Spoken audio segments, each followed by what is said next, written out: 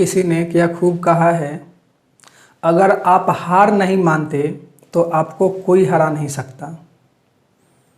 Hello दोस्तों, मैं श्रीकांत कुमार आपका बहुत बहुत स्वागत करता हूं। कल्पना कीजिए, आप कोई काम करते हैं और उसमें एक बार असफल हो जाते हैं और आप हार नहीं मानते हैं। आप फिर दोबारा प्रैक्टिस करते हैं, दोबारा कोशिश करते हैं, उसमें कुछ सफलता मिलती है। आप फिर दोबारा कोशिश करते हैं और उसके ऊपर मेहनत करते हैं और आप उसमें सफल हो जाते हैं। इस बीच में बहुत सारे लोग आएंगे जो बोलेंगे कि आपसे ये नहीं हो सकता। आपको खुद आपका भी मन करेगा कि अरे यार, ये लगता है मुझसे नहीं होगा, मैं इसको क्विट कर दूं, मैं इसे स्विच कर दूं, मैं इसे छोड़ दूं और दूसरा काम शुरू करूं। दोस्तों, आपके साथ कई बार ऐसा हुआ होगा, बहुत सारे लोगों के साथ होता है, मेरे साथ भी हुआ है। जब आप कोई काम करते हैं और जो नया काम है, जो आपको आता ही नहीं है, उस फील्ड में बिल्कुल नए हैं, और जब उस चीज़ को सीखते हैं तो आपको अच्छा से जल्दी रिजल्ट नहीं आता है, तो आप सोचने लगते हैं कि पता नहीं ये मुझसे होगा कि नहीं होगा। और उसमें लोग भी आ जाते हैं जो बोलते हैं कि आपसे नहीं होगा, और आप हार जाते हैं।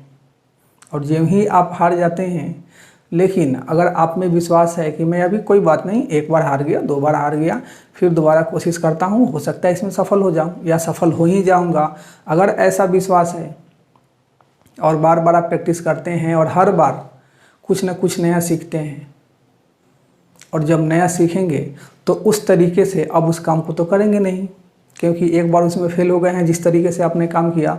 क्योंकि आपको मालूम है कि अगर उसी तरीके से फिर दोबारा काम करूँगा तो वही रिजल्ट आएगा जो पहले आया था। तो आप हर बार अगर थोड़ा फेल भी हो जाते हैं तो उसे कुछ ना कुछ सीख रहे हैं और आप ग्रो कर जाते हैं। और आपने हार नहीं मानी, हार तो आया लेकिन आपने हार नहीं माना, आपने कुछ ना कुछ सीखा। इसी तरह लाइफ के किसी भी क्षेत्र में अगर कोई पर्सन कुछ भी अचीव करना चाहता है, कोई नया काम करना चाहता है, या कोई बहुत बहुत दिनों का कोई काम है जो पेंडिंग पड़ा हुआ है, उसे कंप्लीट करना चाहता है, क्योंकि लाइफ में छोटी मोटी परेशानियां आती रहती हैं और जिसके कारण कुछ ऐसे काम हैं जो रुक जाते हैं, आधा अधूरा रह जाते हैं। उन काम को, अगर पेंडिंग काम को कंप्लीट करना है तो फिर से हौसला, फिर से हिम्मत और धैर्य रख के कंसिस्टेंसी के साथ उस पर काम करेंगे तो वो भी काम कंप्लीट हो जाएगा जो काफ़ी दिनों से आधा अधूरा था। जैसे आपने कई बार सोचा होगा कि मुझे पब्लिक स्पीकिंग सीखना है, मुझे इंग्लिश सीखना है। ज़्यादातर लोगों के साथ ऐसा होता है कि थोड़ा सा कहीं से इंग्लिश स्पीकिंग कोर्स किया और अच्छा रिजल्ट नहीं आया तो छोड़ दिया उन्होंने। बहुत साल हो गया, 1 साल 2 साल, उसके बाद उनको ऐसा लगने लगा कि अब इसको तो सीखना चाहिए, क्योंकि उन्हें बार बार ऐसा प्रॉब्लम हो रहा है, दिक्कत हो रहा है। वो जिधर भी जाते हैं लोग इंग्लिश में बात करते हैं, उस समय इन्हें दिक्कत होता है। तो इन्हें लगता है कि अब जो मेरा काम पेंडिंग था, जो कई सालों से पेंडिंग पड़ा हुआ है, उसे कंप्लीट करना चाहिए। मतलब उन्हें इंग्लिश स्पीकिंग सीखना चाहिए। एक बार तो उन्होंने छोड़ दिया, अगर फिर दोबारा वो हिम्मत के साथ, धैर्य के साथ काम करेंगे, कंसिस्टेंसी के साथ, तो अब वो फिर आगे बढ़ने लगेंगे। अगर वो हार नहीं मानते हैं, क्योंकि एक बार तो हार मान गए थे इसलिए छोड़ दिए थे आधा अधूरा, और फिर दोबारा कोशिश कर रहे हैं, अगर हार नहीं मानते हैं तो वो काम कंप्लीट हो जाएगा। उनका जो सपना है, उनका जो लक्ष्य है कि मैं इंग्लिश स्पीकिंग सीखूं, वो कंप्लीट हो जाएगा। मुझे याद है, आज से 10 या 15 दिन की बात है, जब मैं doctor NK Raturi public speaking club में था और पर्सनालिटी ट्रांसफॉर्मेशन का जो क्लास होता है उसमें हम लोग अटेंड कर रहे थे क्लास। उसमें अजय नाम का कोई आदमी था। जब उनको बोला गया कुछ बोलने के लिए, मुझे याद है उन्होंने किसी टॉपिक पर जब बोलना शुरू किया तो 2 या 1 मिनट के बाद उनके शब्द ख़त्म हो गए, लेकिन उन्होंने क्विट नहीं किया।